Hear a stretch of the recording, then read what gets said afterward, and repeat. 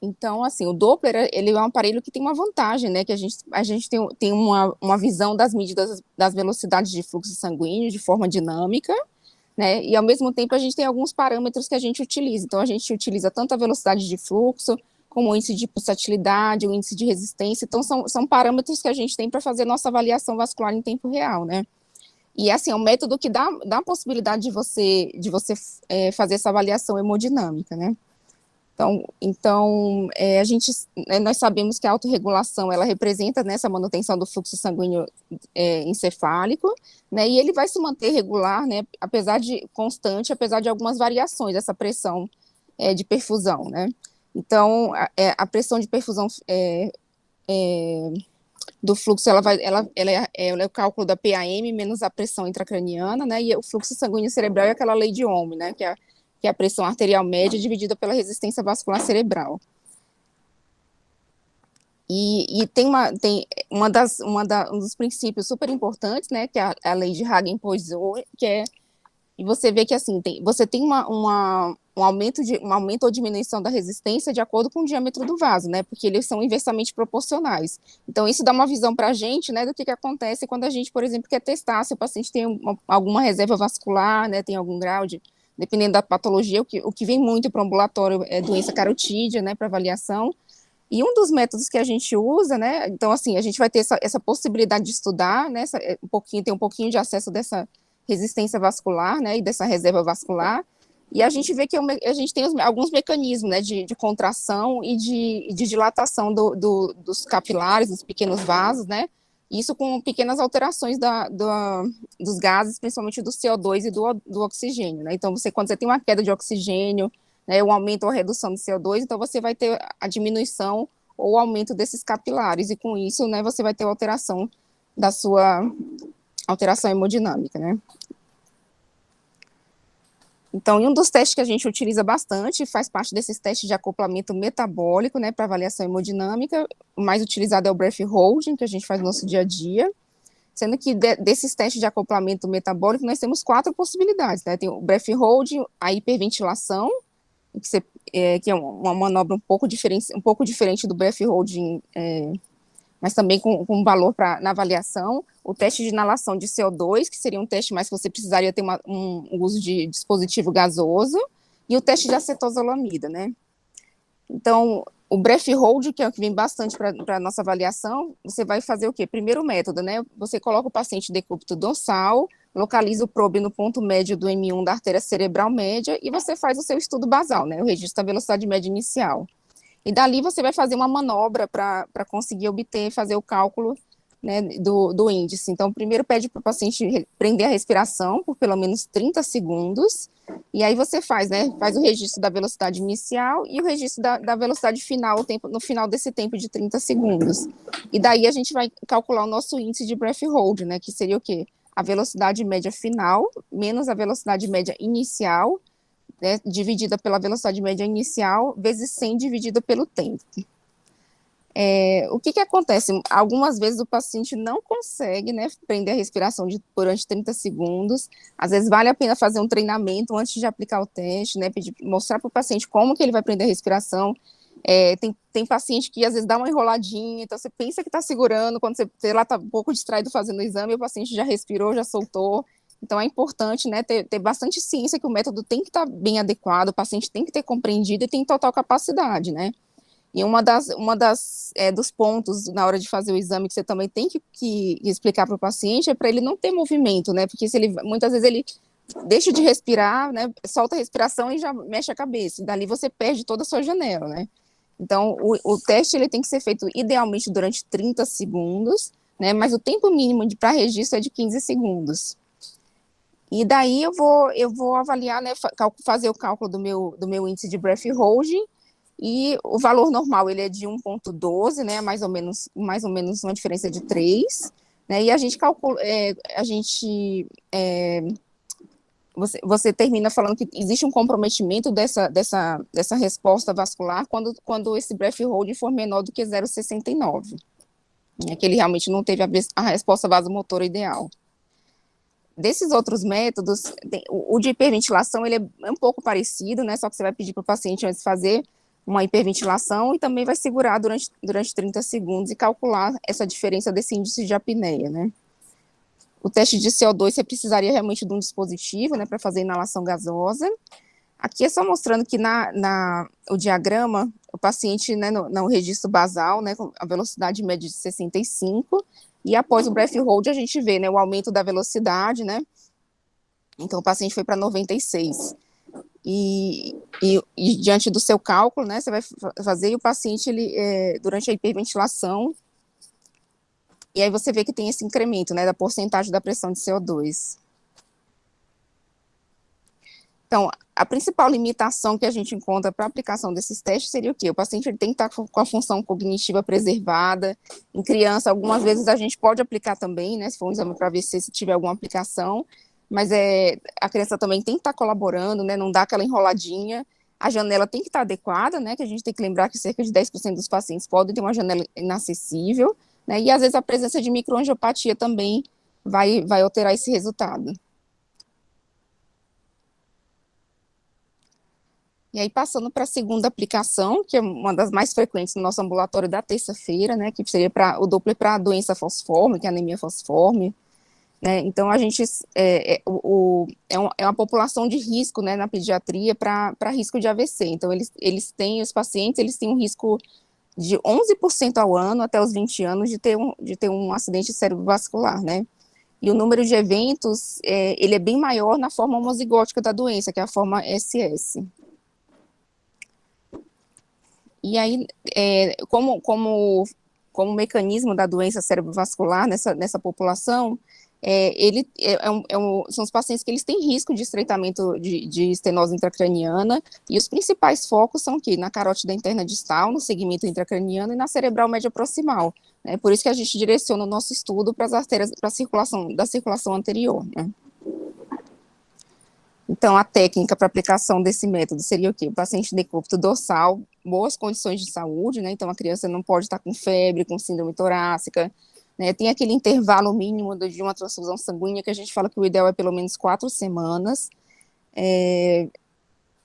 Também não tem que estar bem acordado, né? Porque o sono ele vai reter CO2, isso pode aumentar a velocidade.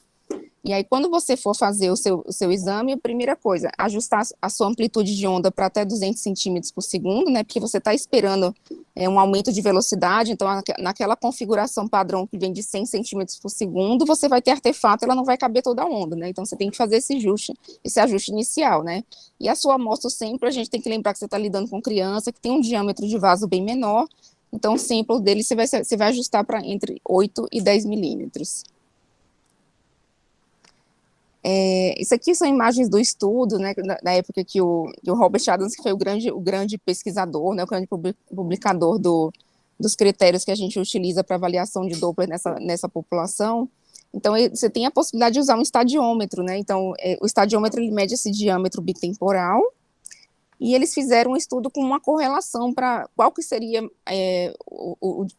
as profundidades aproximadas de cada segmento arterial de acordo com esse diâmetro bitemporal, né? Então, assim, uma cabeça menor, né, que tem um diâmetro de 11, a cerebral média estaria entre 30 e 48, né, de 12 entre 30 e 54, né, 13 entre 30 e 58, e o diâmetro de 14, bem parecido com a população adulta, né, que vai até 62. Então, você vê que também a bifurcação, ela vai estar também vai estar bem menos profunda, né, do que a gente vê na população adulta. Então, vai estar lá de 11, em torno até de 46 a 50, e o que tem um diâmetro maior de 14, vai estar mais ou menos de 56 a 62. Então, assim, não tem regra, foi aquilo que a gente discutiu ontem. O Doppler, ele é um método cego, mas você tem vários parâmetros para você pensar qual segmento que você está insonando. Então, aqui, apesar da gente não ter um valor exatamente, né, porque, assim, varia um pouquinho de acordo com a dimensão, né, então, às vezes, é difícil, a gente não vai ter estadiômetro, e nem precisa, né, ficar fazendo, porque na prática você vai conseguindo identificar, você já sabe que a sua cerebral média de uma criança tem que começar, geralmente a gente começa em torno de 40, 42, para pegar o segmento M1, ou podendo chegar até 46 se for uma criança, né, maior. E aí você vai aprofundando, você vai chegar na bifurcação. Dali você vai saber que você vai direcionar para o anterior, você vai fazer alguns registros, volta para o seu ponto de bifurcação, direciona para o posterior. Né? Então, não tem muito segredo. O segredo é realmente você já ter experiência e você ir no seu feeling no momento, né? De saber, pelo menos, onde começar da cerebral média e, a partir daí, você identificando de acordo com esses achados, né?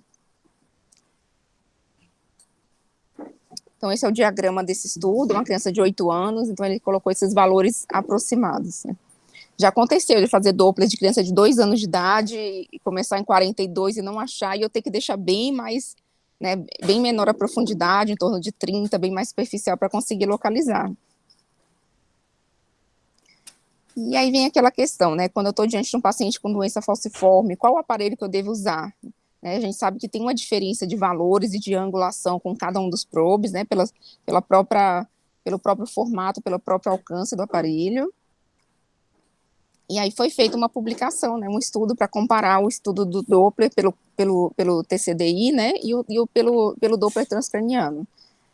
E foi visto que tem uma diferença de pelo menos 15% entre os métodos, né. Então, assim, o estudo STOP, foi o trial publicado, né, do risco de AVC na população com anemia falciforme, ele foi estabelecido com valores para Doppler transcraniano. Então, assim, o duplex, ele não é o ideal para você fazer nessa população. Existem hemocentros que adquiriram, né, na época, o aparelho de duplex, né, mas a gente sabe que os critérios do STOP, eles são para aparelho de Doppler transcraniano, que é o aparelho padronizado. Então, mais uma vez, né, quando eu estou fazendo o meu estudo, né, eu tenho que levar em consideração aqueles fatores, né, que podem alterar as velocidades de fluxo sanguíneo cerebrais, né, como foi falado ontem. Então, tem a questão da idade aqui, que é super importante, o hematócrito, são os dois fatores principais. Então, você vê assim, a gente considera um valor normal nessa população uma velocidade de até 170. Então, o fator da idade a gente vê com outras crianças também, né, com crianças na população pediátrica você tem valores maiores do que a população adulta, porque realmente existe a questão tanto do diâmetro do vaso, mas principalmente pelo fluxo sanguíneo cerebral, que é bem maior na criança, tem um metabolismo maior, então é o período que você tem atinge maiores volumes de sangue, maior fluxo sanguíneo cerebral. Então uma criança pequena, geralmente você acha um valor normal de 120, e nessa população o normal é até 170. O hematócrito, que aqui são pacientes com a forma homozigótica, que é a forma SS, você vê pacientes às vezes, com hemoglobina basal de 7, né, que é mais comum. Então, né, não vai se comparar com uma criança que tem uma hemoglobina de 14, né. Pois não, os níveis de CO2 vão influenciar, por isso que o paciente tem que estar acordado, o nível de oxigênio, se tem hipoglicemia, febre, nível de pressão arterial, débito cardíaco. Então, são todas aquelas outras condições que podem alterar essa hemodinâmica, né. E aí lembrar das situações associadas, por exemplo, com outras condições que são comuns nesses pacientes, né? Se está numa situação de hemólise, de sequestro esplênico, se ele tem uma síndrome torácica aguda. Por isso que, assim, diante de qualquer doença, qualquer quadro agudo, a gente não faz, né? E pode ser um dos fatores que influencia, às vezes, quando o paciente vai lá para a triagem, né? Então, só falando um pouquinho do estudo, né? O STOP foi esse estudo de prevenção do primeiro AVC, né, em crianças com anemia falciforme, né, baseados nos achados de Doppler transcraniano. Então, inicialmente foi um estudo que randomizou 1.934 crianças, aliás, dessas foram randomizadas 130 pacientes. E aí eles foram distribuídos em 2 braços, né, então 63 ficaram em esquema de transfusão e 67 ficou como grupo controle, só em acompanhamento. E aí foi visto o quê? Que nesses pacientes que estavam com transfusão, né, em regime de transfusão frequente, né, só teve desses 63 pacientes, apenas um teve AVC. Em compensação, os pacientes que estavam somente em conduta expectante, 11 deles tiveram AVC. Então, assim, o estudo foi interrompido precocemente, né? Você viu que, assim, foi uma redução de 90% com o regime de transfusão, e existia uma correlação com as velocidades de Doppler, né? Que aí que foram realmente estabelecidos critérios de corte, né? Então, o Doppler transcraniano é reconhecido como método de instrumento de triagem para risco de AVC nessa população. Então, o valor normal, ele foi considerado pelo estudo menor do que 170, e aí foi estabelecido que o paciente deveria repetir entre 1 ou 2, né, a 6 a 12 meses. O condicional, ele colocou de cerebral média, cerebral, a carótida interna distal, ele estabeleceu um valor de 170 a 199, né, e aí o paciente deveria repetir entre 3 a 6 meses.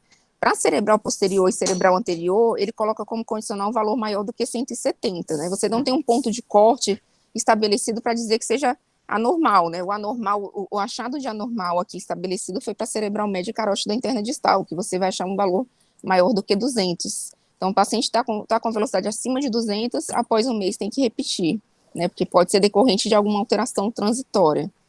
E a janela inadequada, você não consegue, né, o paciente ele vai ser candidato a não continuar com o exame de Doppler, né, ele vai ter que procurar outro método para avaliação.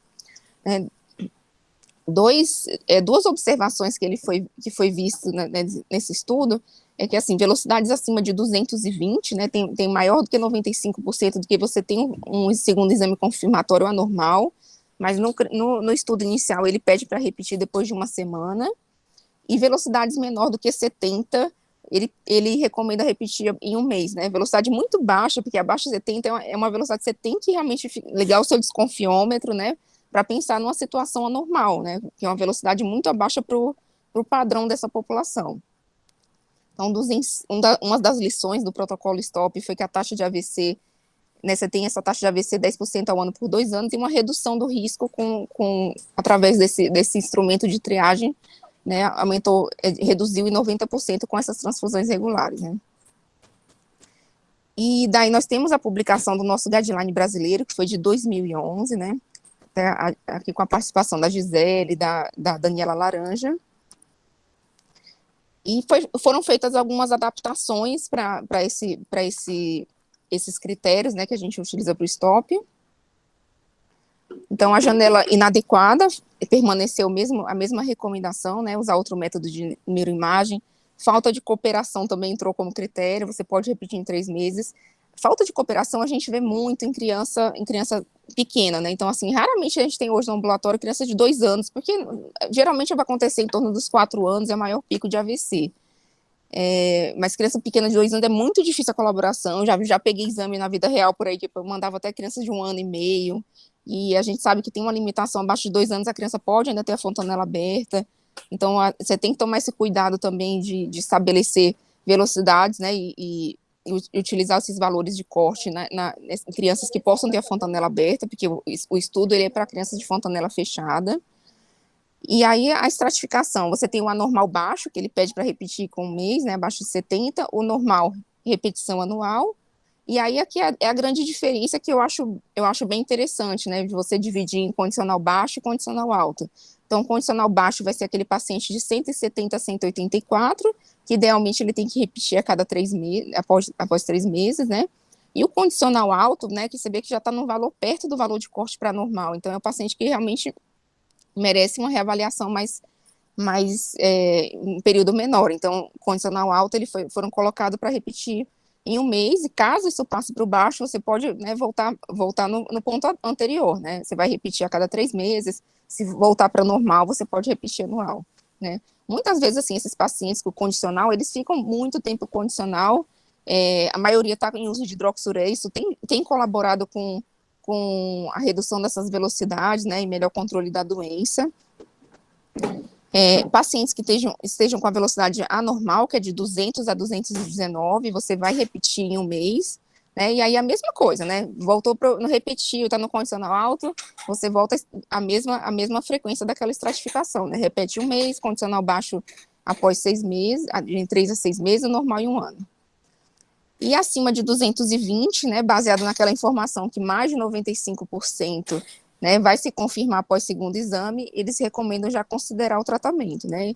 Geralmente eu tenho pedido às vezes a gente pede para repetir, já aconteceu, né, o paciente voltou e realmente não confirmou o anormal, estava como condicional. É difícil, né, nessa situação, porque muitas vezes você vai, né, condenar o paciente para um regime de transfusão aí por um tempo indefinido, né. Então, assim, é um momento de discussão, né, se você já encaminha para fazer o tratamento ou dá mais uma chance de repetir um segundo exame e ver se realmente se confirmou, né. Porque a gente sabe que o Doppler existe uma correlação das velocidades, né, com a velocidade muito alta, existe uma correlação alta com com a presença de estenose intracraniana. Então, assim, velocidade acima de 220 é de risco muito alto de AVC. No estudo STOP, as crianças que estavam nessa velocidade anormal de 200 a 219, o AVC ocorreu, mas não foi imediatamente após. Então, assim, foram pacientes que tiveram um período prolongado, muitas vezes com um gatilho associado. Então, não basta você ter só o aumento de velocidade, você às vezes precisa ter um evento agudo, né? Então, criança é muito comum você ter uma somatória de fatores que leve ao evento cerebrovascular. Né? E aí, dentre as recomendações do guideline brasileiro, né, é que o Doppler convencional, o Doppler dedicado, ele é um método de escolha e tem que ser realizado e interpretado de acordo com os critérios do STOP. O paciente tem que estar acordado em condições ideais, né, afebril, intervalo de 4 semanas entre a última transfusão, né, e a implementação da realização, né, tem essa importância de ser, né, ter esse papel na prevenção primária de AVC nesses pacientes com doença falciforme. E aí eles recomendam você fazer essa orientação desses pacientes sobre a importância sistemática do exame. Essa realização sistemática, né, é uma coisa um pouco complicada. Aqui mesmo a gente tem um volume muito alto de pacientes, né, e poucas vagas, né, para realização. Então, atualmente, o estudo, na época, ele foi feito com pacientes com forma SC também, ou também com a beta-talassemia. Aqui, raramente eles têm encaminhado, porque são os pacientes que têm menor risco para AVC, então tem dado prioridade realmente para os pacientes naquela faixa etária crítica, mas com a forma homozigótica, que é a forma SS, a forma mais grave da doença. E aí, realmente, por fim, que não há dados científicos suficientes que suportem, né, o duplex na prevenção primária nessa população. Mas caso, né, aconteça, né, eventualmente, de você precisar fazer um duplex, considerar que pode ter uma diferença em torno de 15% entre o valor estimado, falou que você obteve com o duplex, e o valor do Doppler transcraniano. Dentre as limitações, entre todas essas limitações que são óbvias para a gente, a que eu mais ressalto aqui é a dificuldade de acesso, né? Isso até nos Estados Unidos é bem difícil, né? Então, às vezes, o Doppler ele fica concentrado em poucos centros, né? Você tem poucos profissionais disponíveis, então, assim, muitas vezes o pessoal do Hemato fala, eu vou aprender Doppler transcraniano, né? Só que o Doppler é um exame que exige treinamento, existe pelo menos um conhecimento básico, né? Em entender que é um paciente que é um AVC, para você não pensar que é só um instrumento de triagem para calcular a velocidade, né? Mas tem um olhar a mais, né? E aquela limitação técnica também de ter a questão da janela, que em pacientes com doença falciforme isso pode ser um pouco mais frequente, né, com o passar da idade, por eles terem mesmo um espessamento da dípula. Bom, e passando para uma das mais importantes também aplicações ambulatoriais que a gente faz, que é o estudo da embolia paradoxal. Então, para aplicação técnica do método, como que a gente vai realizar o exame? Então, inicialmente, paciente decúbito dorsal, né, aparelho de 2 Rex, canal de modo M, e aí, aliás, aparelho de 2 canais em modo M, o transdutor de baixa frequência, então de 1 a 2 Hz, e aí você vai ensonar o seu segmento da M1, né? Geralmente a gente coloca no ponto médio. O ideal, né? Idealmente você pode fazer uso do capacete para isolar, para fazer insonação bilateral, né? Mas a gente aqui não tem, o capacete ele é difícil fixação, aqui nós não temos, mas já teve o Irapuá, que antigamente ele fazia o estudo dele insonando bilateralmente com capacete. Então, para ajuste da sua janela, geralmente no DWL, quando a gente muda para aquela configuração, né, para aquela monitorização para pesquisa de microbolhas, né, você vê que o aparelho já muda algumas configurações básicas. Então, assim, o ideal é que a sua janela ela esteja no sample de 8 milímetros, né, o aparelho tem um fundo negro, idealmente para você ficar mais visível a presença dos hits, né, você vai ter cuidado de olhar o quê? Olhar graficamente, você vai ver o sinal, né, além também da questão do áudio, né, do som que é bem característico, né.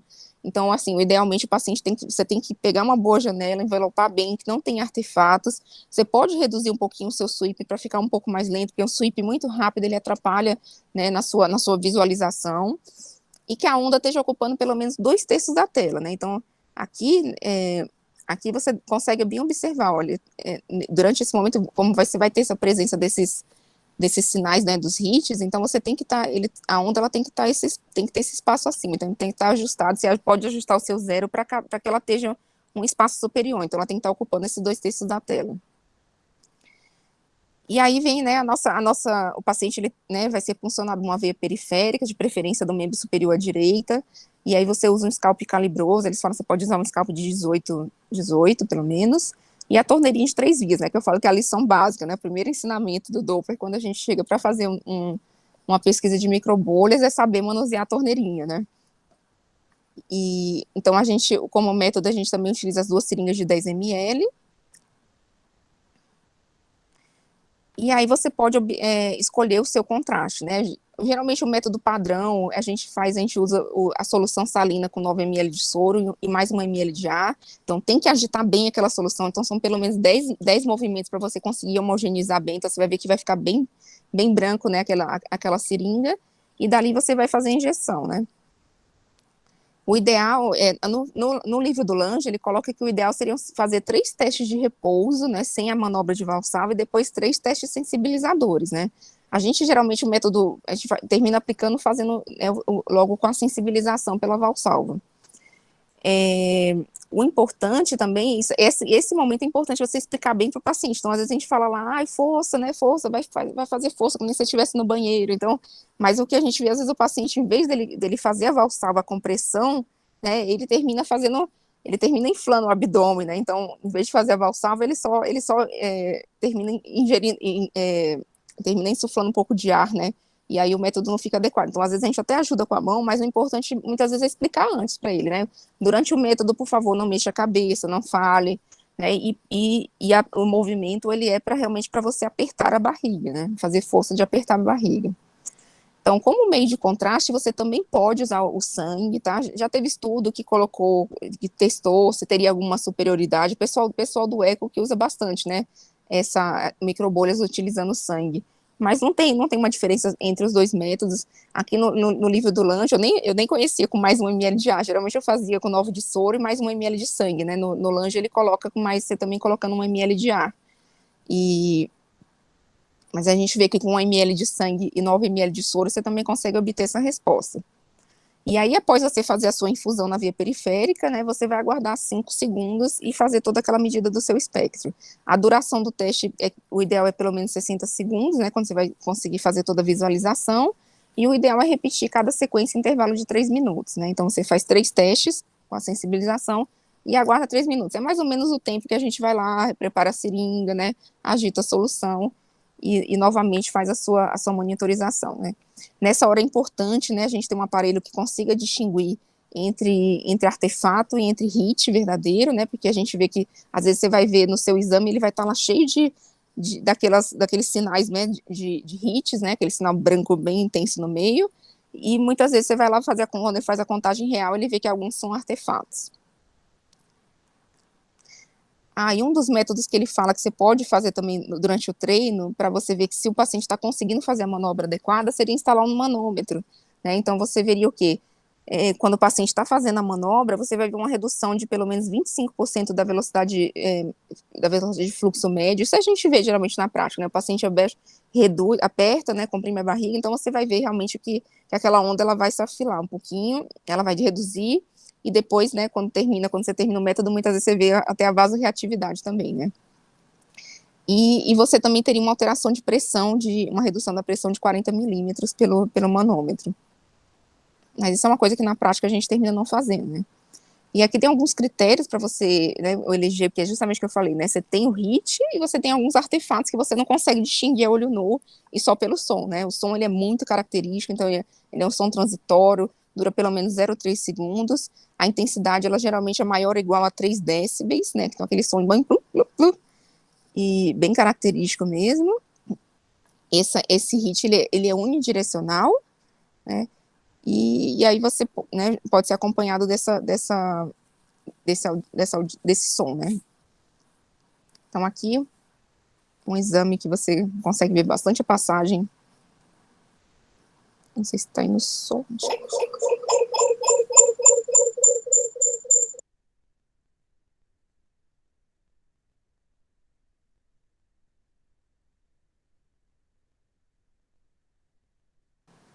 Então, o som que é muito, muito característico, né?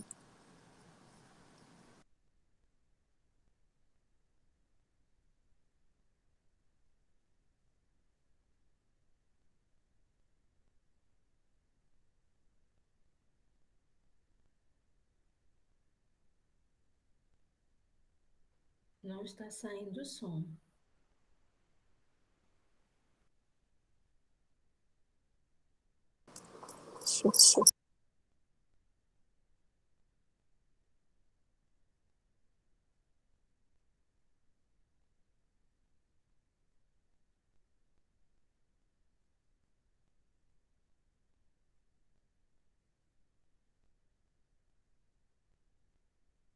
Realmente não vai ser.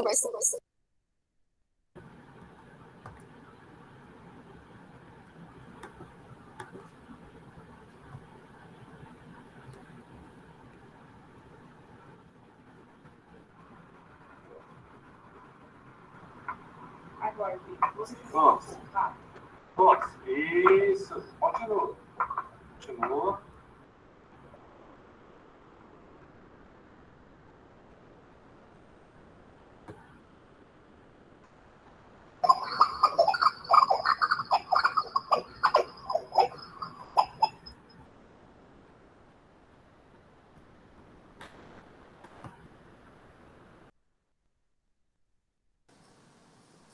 Bom, então, o som é aquele som que realmente não deixa dúvida, né?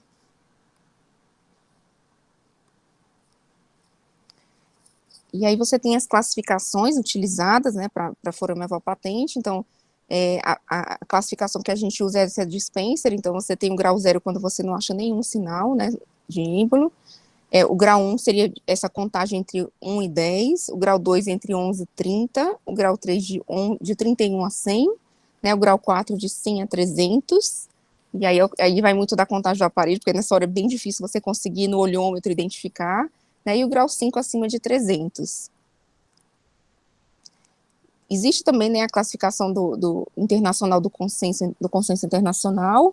A diferença é que ele classifica, né, zero resultado negativo, de 0 a 10 meses é o grau 2, o grau 3 seria de 10 meses, ou o sinal do chuveiro, né, que é pelo menos 25 meses, e a cortina, né, que é aquele aqui, ó, que é o último exame aqui, né, que ele está mostrando esse diagrama com, você vê que realmente, né, são vários sinais, né. Existe uma correlação, né, quando você identifica os microêmbolos, né, com, com, com a presença de shunt direita e esquerda, né, então esse aqui foi um estudo multicêntrico, né, que ele foi um estudo até de segurança para identificação. Então eles selecionaram 508 pacientes hospitalizados com AVC isquêmico, né, e foram investigados com Doppler durante pelo menos dentro de uma semana do icto. E a presença do shunt direita e esquerda, né, ele foi identificado em 151 casos, então 30% desses pacientes, e desses 151 pacientes, 101, eles fizeram o eco transesofágico, né, e aí foi identificado a presença do shunt direita e esquerda em 67 pacientes, né. E foi positivo, né, em 99, na verdade, desses pacientes, né, 99 foi positivo, né, então 98% dos pacientes, né, desses 101 que foram identificados, o shunt, 99 foi positivo. Né, então, a taxa de complicações durante a aplicação do método foi 0%, nenhum paciente teve AVC por você estar injetando solução salina, né, então, o Doppler confirmando que o Doppler, realmente, ele é seguro, né, para fazer a identificação do shunt direito e esquerdo, né, independente da presença de estruturas de anormalidades cardíacas. E aí, assim, você tem essa questão, né, da comparação entre os métodos, entre o eco transesofágico, o eco transtorácico. A questão, o Doppler, ele é um método que tem uma alta sensibilidade, tem uma boa custo-eficácia, ele é bem seguro, né, como mostrou nesse estudo anterior, é fácil de fazer, né. A diferença aqui, o problema realmente seria na inabilidade de você diferenciar qual que é o motivo desse seu sinal, nesse sinal positivo. Então, né, o seu shunt direita e esquerda é por um foramen patente, né, seria por um shunt pulmonar. Então, você não consegue, né, ele é baixo específico nesse sentido de identificar a causa.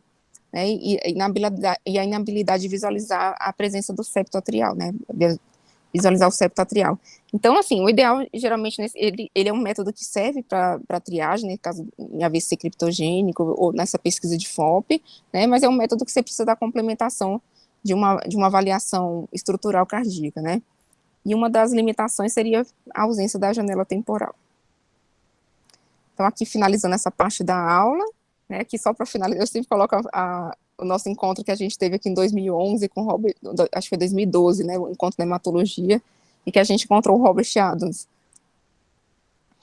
Bom, vou terminando, se alguém tiver alguma pergunta.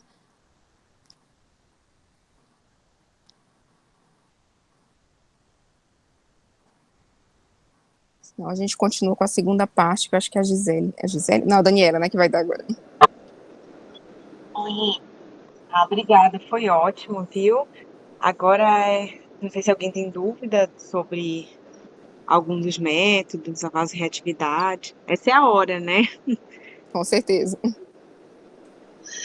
Muito bom, Rê. E lembrando do Robert Adams, que ele está na nossa publicação de adultos, né? Então, a única publicação de Doppler em adulto, né, para anemia falciforme, é daqui da escola, né? E a gente tem uma colaboração com a série dele, lá de Atlanta, e está na Stroke, com ressonância e Doppler, depois eu mando para vocês darem uma lida, em 2005, faz muito tempo já. Que foi a brilhante tese da Gisele, né? Então foi bem legal essa publicação. E assim, acho que só para resumir, né, o resultado em adulto, que a gente não tem parâmetro para usar em adulto, esses valores a partir de 18 anos, eles realmente não são marcadores, né, de risco, nem de estenose intracraniana, então, essas crianças, quando chegam, né, com 16 anos, na verdade, elas entram um pouquinho no limbo, né, então, por isso que no ambulatório vocês vão ver, o corte é até 16, porque é até onde a gente tem alguma evidência, né, de seguir o stop. E também, assim, você muda os fatores de risco, porque, assim, você tem uma incidência maior de AVC por estenose, pela vasculopatia progressiva da doença falciforme até essa idade de 16 anos. A partir daí, você começa a entrar nos fatores de risco de doença adulta. Então, eles caem muito a incidência de AVC isquêmico e entra naquele risco de AVC hemorrágico, né? Então, também tem essa diferença da mudança de faixa etária aí com o impacto do AVC, né?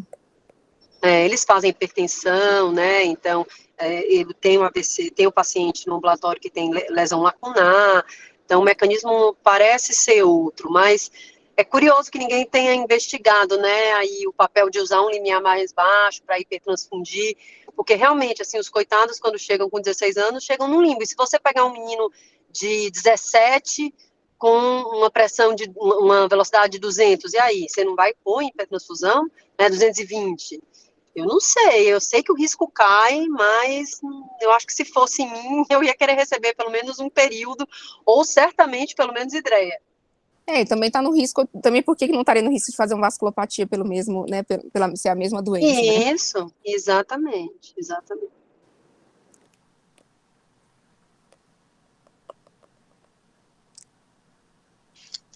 Agora é a aula da Evinha sobre nervo óptico.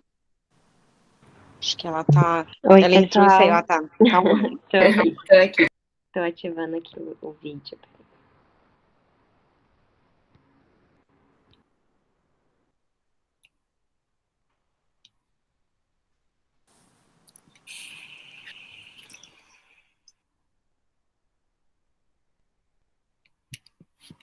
Boa noite, gente. Vocês estão me ouvindo? Sim. Tá ótimo. Sim, tá ótimo. A aula. Muito boa sempre, né? Contar com sua expertise, principalmente com as criancinhas, que a gente tem mais dificuldade. Vamos lá, deixa eu compartilhar aqui a tela. Vai precisar trocar o link por conta do tempo, não? Não vai precisar, Evita. Tá bom, vamos lá. Eu só vou fazer o último adendo em relação aos laudos de doença falciforme, né? Vocês vão ver, assim, laudos bem diferentes, assim, isso confunde muitos hematologistas, então, assim, é muito importante você descrever os critérios do STOP, porque é nisso que vai se basear o tratamento, né? Então, Não adianta você ficar falando, o paciente ele tem um aumento de velocidade, você já sabe, né? Às vezes eles fazem tem alguns, eu já peguei paciente que pediram avaliação, que usaram o critério de velocidade de pico sistólico, e não é pico sistólico, é velocidade média, então tem que tomar bastante cuidado. E se você só descreve os achados, o paciente com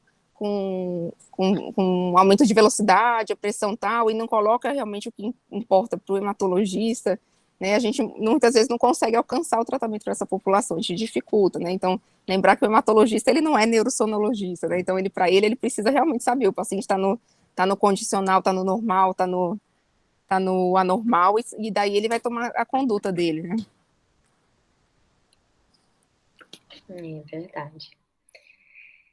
Então, gente, eu vou falar sobre ultrassom de bainha de nervo óptico, né, que é um exame que a gente usa bastante na UTI, né, principalmente para avaliação de hipertensão intracraniana, né, que é um problema muito comum. Eu estava passando visita hoje e não foi pequena a porcentagem de pacientes com hipertensão ou que tiveram hipertensão intracraniana, né. A gente sabe que para a monitorização de PIC, o padrão ouro, né, é a avaliação da DVE, da PIC, né, e que geralmente a gente considera uma PIC elevada quando é maior do que 22 milímetros de mercúrio por mais do que 5 minutos, né? Esse aqui é o método que a gente usa, derivação ventricular externa, mas tem algumas desvantagens, né? A gente vai depender do neurocirurgião, do centro cirúrgico, tem uma taxa muito alta de infecção, tem uma taxa alta de infecção, hemorragia, ela pode ser colocada em um local inapropriado, tem lesões que geram hipertensão intracraniana que são mais compartimentalizadas, isso também pode afetar o resultado da medida da PIC, né? E esse foi um estudo Best Trip, né, que avaliou a medida da PIC nos pacientes com lesão cerebral traumática e mostrou que não tinha tanta diferença. É um estudo muito controverso, né? Mas é um estudo prospectivo que a gente tem que não mostrou muita eficácia da medida da PIC na sobrevivência do paciente. E o que a gente tem de monitorização não invasiva? A gente tem a tomo e a ressonância, que a gente pode ver o paciente quando tem edema cerebral, apagamento de sulco, hidrocefalia, desvio de linha média, herniação transtentorial ou um cal, mas que tem algumas limitações também. Tem uma baixa acurácia, não é quantitativo, às vezes a gente não consegue descer o paciente para tomo se o paciente está instável, né? Não é contínuo, então a gente não vai ter as alterações durante o dia, né? E a gente sabe que a sensibilidade e especificidade não é muito alta. Então, essa foi uma revisão sistemática e meta-análise recente que mostra a sensibilidade e especificidade de diferentes métodos. Por exemplo, no exame físico, né, do paciente com hipertensão intracraniana, a dilatação pupilar tem sensibilidade baixa e especificidade muito alta. Quando a gente vai ver a área abaixo da curva, não é tão boa. A resposta motora, a normal, a escala de Coma de Glasgow tem uma sensibilidade alta, mas especificidade muito baixa para hipertensão intracraniana. E os sinais da tomografia também, né? Por exemplo, compressão de externas da base, desvio de linha média, né? A gente vê que quando é muito sensível, a especificidade é baixa, e quando é muito específico, a sensibilidade acaba sendo mais baixa. A gente tem o nosso queridinho Doppler transcraniano também, que faz uma avaliação indireta da pressão intracraniana, e a gente avalia pelo índice de pulsatilidade, né? Então, quanto maior a resistência distal, maior vai ser o índice de pulsatilidade, que é a diferença entre a velocidade sistólica, de pico sistólico menos a diastólica final, sobre a velocidade média, né? E aí a gente vê que quanto maior a PIC, maior vai ser o índice de pulsatilidade, que o normal é menor que 1,2 ou 1,4. Porém, também não é um método tão sensível e específico, né? Nessa revisão sistemática, ele achou que a área abaixo da curva não era tão alta, chegou a 0,7 para o Doppler transcraniano. E quais são as limitações? Também é examinador dependente, muitos pacientes não têm, 15% pode não ter janela óssea e a gente não vai conseguir avaliar. Também não é um método muito quantitativo, né? E às vezes é difícil a gente diferenciar o aumento da pressão intracraniana por hipertensão ou se é só um aumento da resistência vascular no paciente que tem uma microangiopatia, principalmente nesses casos de pacientes idosos e com hipertensos. E aí a gente vem para o método que é a bainha de nervo óptico, né? O que é a bainha de nervo óptico? Ela é uma continuação da dura mater. Então, o espaço subaracnoide vai se estender do crânio para dentro da bainha do nervo óptico. Então, o aumento da PIC vai se transmitir para a bainha do nervo, causando uma distensão da bainha do nervo óptico, né? O inchaço do disco e o papiledema. Só que a gente tem um método no exame neurológico também, né, que é o fundo de olho, no exame clínico, que a gente pode observar o papiledema, mas o papiledema também é difícil fazer no paciente que está em coma, que está na neuro-UTI, que está na cama, né, muito difícil a gente conseguir fazer um fundo de olho, e pode demorar horas ou dias para aparecer. Já a distensão da bainha do nervo óptico pode demorar segundos a minutos para a gente ver a alteração, e esse estudo foi super interessante, que foi mostrando a alteração da PIC, que é essa linha preta contínua, e a avaliação da bainha do nervo óptico, e que tinha uma correlação grande entre a distensão da bainha e o aumento da PIC, a redução da PIC e a redução da bainha do nervo óptico. Então, aqui só para vocês visualizarem, né, aqui a dura mater, né, e a bainha de nervo óptico é justamente a extensão da dura mater, e aqui é espaço subaracnoide, que está em volta do nervo óptico. Como é que vai ser a técnica? A gente vai aplicar o transdutor linear, né, na região palpebral, paciente com olhos fechados. O ideal é a gente colocar bastante gel para evitar a pressão sobre o olho, né? Então, tem gente que fala de colocar uma piscina de gel para a gente não pressionar o olho, conseguir pegar uma área maior, né? Às vezes, se a gente coloca pouco gel, a parte que está sem o gel a gente vai perder, a gente não vai conseguir visualizar adequadamente. Então, uma técnica boa também, a gente sempre tem que apoiar a nossa mão, para evitar fazer pressão no olho e evitar deslocar a mão na hora de avaliar. Essa é uma das maiores dificuldades, né? Conseguir manter a mão fixa sem fazer pressão no olho. Então, colocar bastante gel, apoiar a mão, né, na cabeça da paciente, para conseguir manter essa fixação. E aí, geralmente, quando o paciente fecha o olho desvia, né, para cima e para a lateral. Então, a gente começa o exame, a gente coloca um pouquinho mais acima e um pouquinho mais lateral, para conseguir avaliar o nervo de forma mais adequada. Esse aqui é uma imagem mostrando o nervo óptico, aqui mais hipoecogênico, e a bainha do nervo aqui. E a gente vê que no paciente que tem hipertensão intracraniana, ele pode ter também um edema de papila. Então, a gente vê também essa elevação da papila do nervo óptico. Isso, às vezes, dá dúvida, por exemplo, de onde que a gente vai começar a medir, né? Que a gente mede 3 centímetros abaixo da retina e depois o diâmetro da bainha, né? Então, geralmente é na região abaixo da retina. Se a gente for pegar esse edema, esse papiledema, pode afetar um pouquinho a medida. A gente tem que tomar muito cuidado com o artefato, né? Então, se a gente não conseguir ver bem o nervo, a bainha, se ele estiver deslocado, né, na diagonal, às vezes a gente pode pegar uma medida aumentada, que é um falso positivo, né? Então, conseguir avaliar bem o diâmetro do nervo e da bainha e tentar pegar ele mais retinho para evitar esses artefatos. E aí a gente tem um artigo também recente, de 2020, na Neurocritical Care, que propôs um método para a gente avaliar o nervo óptico que teria uma menor chance da gente ter artefatos e avaliações inadequadas. E o que eles fizeram? Eles fizeram uma avaliação longitudinal e transversal do nervo óptico. Então, essa é uma forma, quanto mais medidas a gente tem, né, maior a acurácia.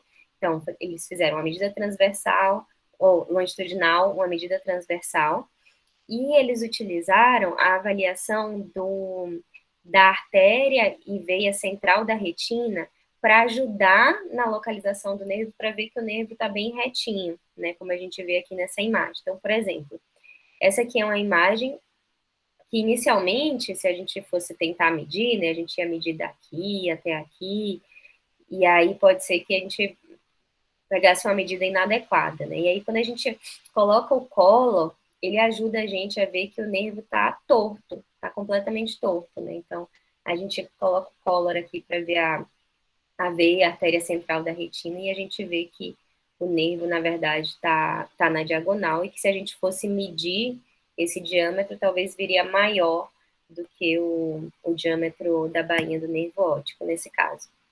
Então, aqui mostrando novamente como é que a gente consegue otimizar, né? Então, a gente pode jogar o Color Doppler, e aí a gente vai ter que baixar bastante a escala, né? Porque geralmente a velocidade da artéria central, da veia central, da retina é menor do que 20 centímetros, né? Em torno de 13 centímetros por segundo. E aí a gente vai conseguir ver a artéria ou veia central da retina e que vai estar no mesmo, vai estar longitudinal ao nervo óptico, né? Então essa aqui é uma ótima imagem para a gente conseguir medir toda a bainha. E aí, esse artigo, se a gente der uma olhada aqui mais detalhada, a gente vai ver. Aqui está o nervo óptico, aqui a veia ou artéria central da retina, elas estão muito juntinhas, então é difícil da gente separar. E aqui a gente consegue ver o espaço subaracnoide, que é um pouquinho mais hiperecogênico, né, em relação ao nervo óptico, e a dura, que é essa parte mais pretinha. Então, eles viram assim que você pode medir tanto o diâmetro interno da dura ou externo da dura, mas quando media pelo externo, a diferença entre observadores era menor. Então, a confiança entre observadores era maior se a gente visse o diâmetro externo da dura. E aqui só mostrando para vocês, né, onde é que passa aqui a artéria central da retina e a velocidade média, né, em torno de 10 centímetros por segundo. Então, para a gente conseguir ver, a gente tem que baixar bastante a escala para conseguir ver essa artéria. E também tem as artérias ciliares, que a gente consegue ver pelo exame. Esse aqui é novamente, né, uma imagem da gente vendo as velocidades na artéria central da retina.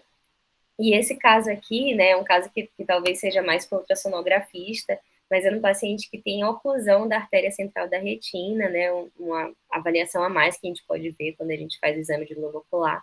E aí tem um trombo aqui na artéria e a gente vê que o fluxo está alterado. Aqui, novamente, também a oclusão da artéria central da retina. E como é que a gente pode melhorar o exame, para ver melhor esse nervo, né? Às vezes depende muito do aparelho, tem aparelhos que são melhores, que são mais fáceis, e outros que são mais difíceis a gente ver. Mas algumas formas da gente melhorar a visualização. A gente pode reduzir o dynamic range, que faz com que o espectro de cinza seja reduzido e a gente consiga ver melhor as bordinhas da bainha do nervo óptico. Então, a gente pode reduzir esse dynamic range. A gente pode ver a imagem em movimento, que também ajuda a gente a ver melhor as margens, né? Então, colocar no cine para avaliar melhor, quando a imagem está estática, às vezes pode ser mais difícil. E realizar múltiplas medidas e ver a média, né? Então, quanto mais medidas a gente faz, menor essa variabilidade interobservador. Lembrando que a gente tem que sempre tomar cuidado quando quando avalia pela janela transorbital, por conta do power, que a gente tem que diminuir, né, o poder do aparelho. Quando a gente usa o duplex, né, a gente vai diminuir pelo índice mecânico. Então, a gente tem que fazer com que o índice mecânico esteja menor do que 0,23. E isso, às vezes, é difícil, dependendo do aparelho, né? Tem alguns aparelhos que você consegue colocar no preset de nervo óptico, mas a maioria das vezes não. A gente usa o preset de vascular, de tireoide, né, de carótida, e aí a gente tem que descobrir onde do aparelho que a gente consegue reduzir o índice mecânico. Cada um é um pouquinho diferente. Então, a gente vai utilizar o menor power para evitar lesão ocular.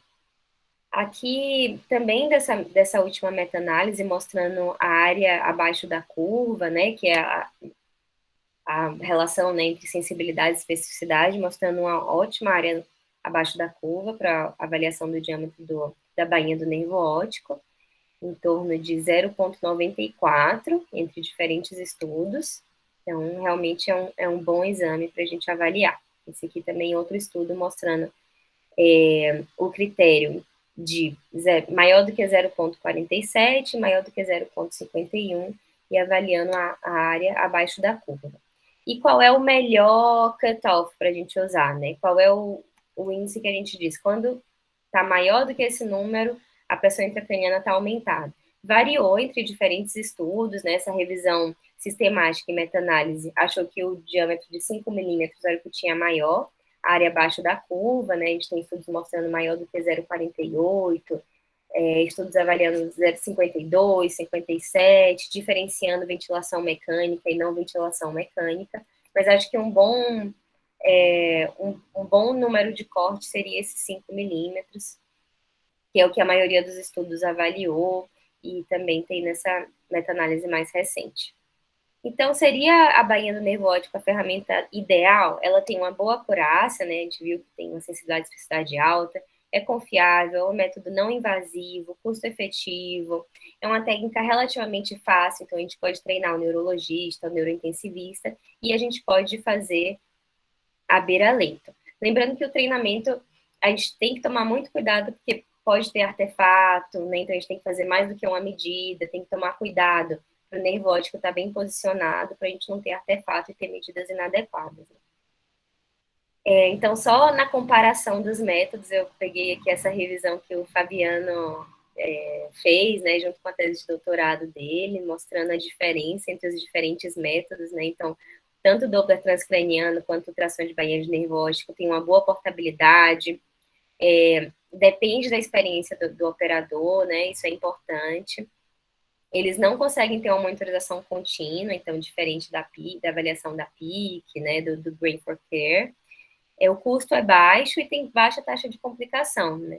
E eu estava até revendo a tese do Fabiano, e uma coisa que é importante, a gente fala, assim, de diferentes métodos para avaliação não invasiva, mas o que ele viu foi que realmente a combinação de métodos é o melhor, geralmente, né? O que tem a melhor sensibilidade e especificidade. Então, às vezes tem um método que é mais que tem uma limitação ou outra, e aí a gente consegue combinar os métodos para conseguir a melhor medida não invasiva de hipertensão intracraniana. Esse foi um estudo que avaliou a medida em crianças também, então eles conseguiram esse cutoff também em torno de 5, 5,5, com a sensibilidade e especificidade relativamente altas para avaliação de hipertensão intracraniana.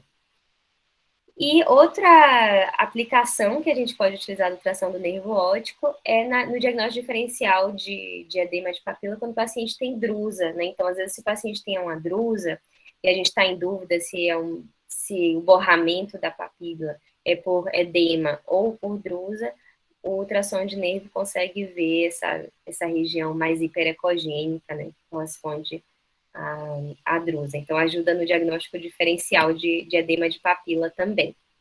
Quais são as limitações, né?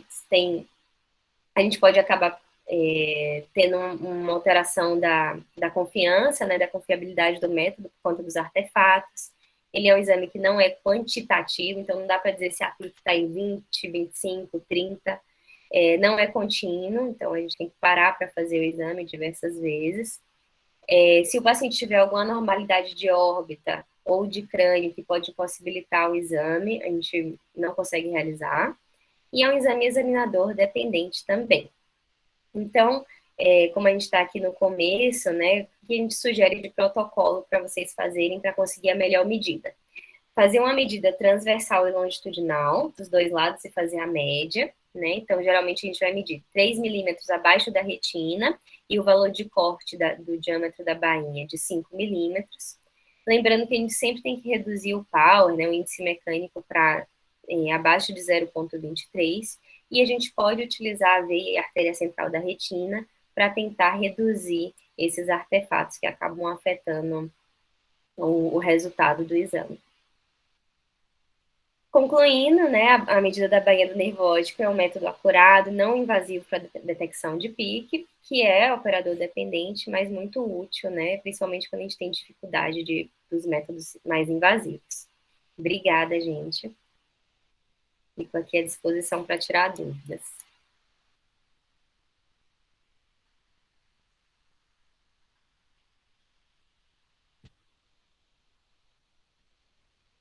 Doutora Eva, boa noite.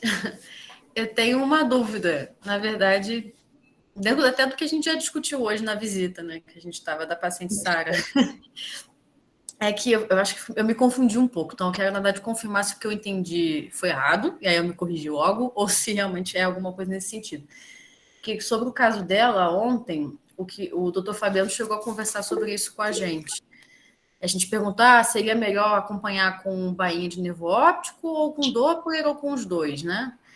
E aí ele comentou que os melhores casos para acompanhar com a bainha seria TCE ou AVC no momento hiperagudo, e que, na verdade, depois disso ele não é muito confiável a bainha. E aí agora eu fiquei um pouco...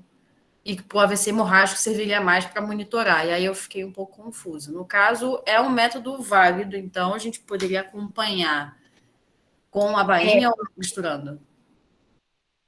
Eu acho assim, em relação às patologias, né? A gente tem um estudo relativamente recente também avaliando a medida da bainha do nervo óptico na HSA também. Acho que o Antônio até comentou hoje também desse estudo, mostrando que a acurácia não é tão alta, talvez porque tem uma distensão muito, muito grande, muito forte no início, né, do sangramento, e depois a gente não consegue acompanhar tão bem.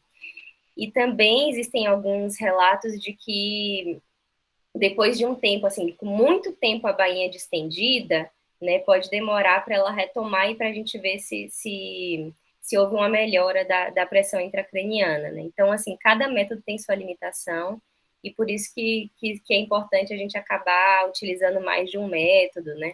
Mas eu acho que não é assim, passou muito tempo, então eu não vou fazer a medida da bainha. Acho que vale fazer, mas a gente sabe que não é não é uma avaliação, é um indicativo, né? Indica que a pressão intracraniana está aumentada ou está normal, mas é um exame indireto, é uma avaliação indireta ainda, né? Por isso é importante a gente combinar os métodos. Perfeito, obrigada. Imagina. Doutora, boa noite, Eduardo aqui.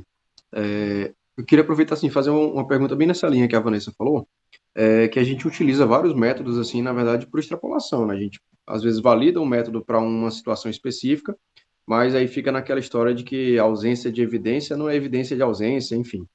A gente pode fazer esse mesmo pensamento, se para uma VCH na fase aguda, intraparenquimatosa, é um método válido, então para outras lesões intraparenquimatosas também, por exemplo, no controle pós-cirúrgico de um paciente por ressecção de tumor?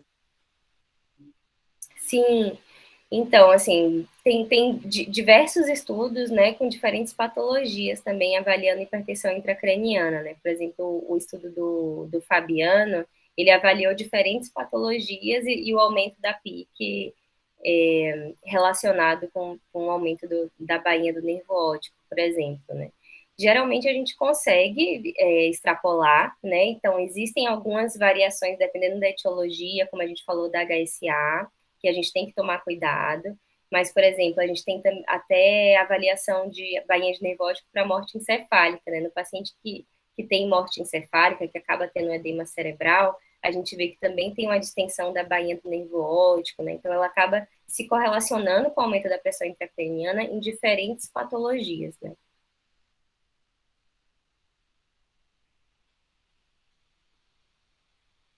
Legal, obrigado, doutor.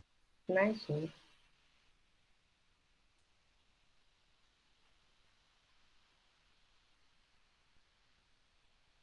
Alguém mais? Tem alguma dúvida? Muito boa, Evinha, a aula. Obrigada, viu?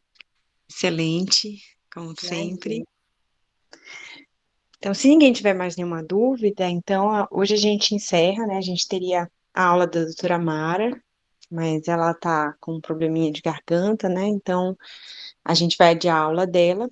E aí a gente segue com a programação que estava prevista para o curso amanhã, que vão ser a apresentação dos protocolos de Doppler parte 2, né, com a doutora Gisele, e eu vou fazer a apresentação do protocolo de Doppler de carótidas e artérias vertebrais, tá bom?